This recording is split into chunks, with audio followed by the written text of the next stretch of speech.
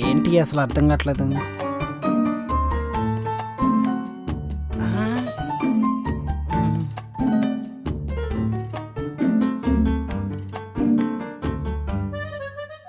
ఆ, హే పిల్ల మస్తుంది. థ్యాంక్ యూ భయ్యా. మళ్ళా భయ్యందా.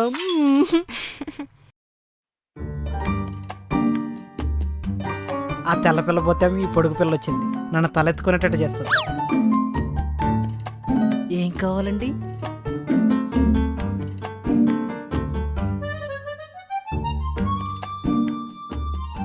ఇవా ఇస్తా.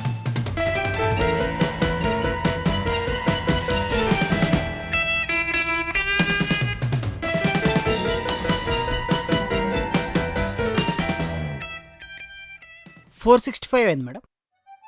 465 డిస్కౌంట్ ఏం లేదా? 5% డిస్కౌంట్ మేడం. 5%ఏనా? కొంచెం ఇంకొంచెమా? 10%. టేక్ టుకెన్.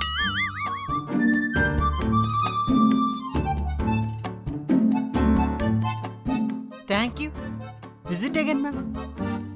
థ్యాంక్స్ భయ్యా. భయ్యానా? డిస్కౌంట్ అంతా తీసుకున్న తర్వాత మళ్ళీ ఇప్పుడు భయ్య అంటుంది. చీ దీని అమ్మ జీవితం. అప్పుడు అది అలా చేసింది, ఇప్పుడు ఇది అలా చేసింది. తెల్ల పిల్ల. ఏంట్రా షాప్ మీ అయ్యది అనుకుంటున్నావా? నీ అయ్య నీకు ఎన్నిసార్లు చెప్పరా? ఎన్నిసార్లు చెప్పిన అర్థం కాదు కదరా. నా మాట ఒక్కసారి కూడా వినవా? ఇంకొక సైడ్లో చేసినానుకో నీ ఎలా పైసలని బొక్క.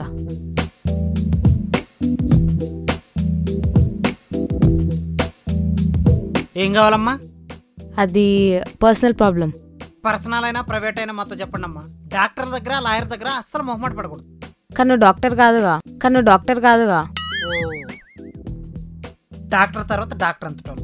డాక్టర్ 7 years చదివి మందుల గురించి తెలుసుకుంటే మేము 4 yearsలో బీఫార్మసీ చేసి మందులన్నీ తెలుసుకుంటాం. చెప్పు.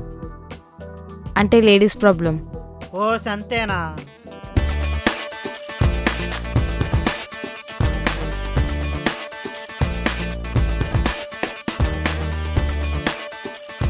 అరే నువ్వు కడుతున్నావా లేకపోతే కీమా కొడుతున్నావా నాకు అర్థమైతే లేదు.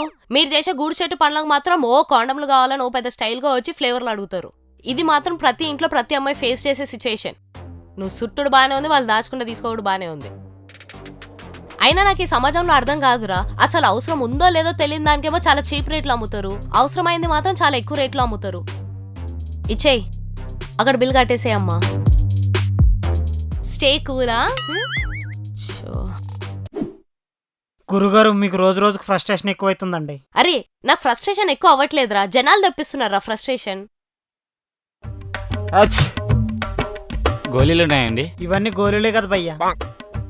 నువ్వు నీ ఎదవ పంచులు. చెప్పండి భయ్యా దేనికి? అచ్ ఓకే తలనొప్పి. రే తలనొప్పికి ఒక గోళీరా.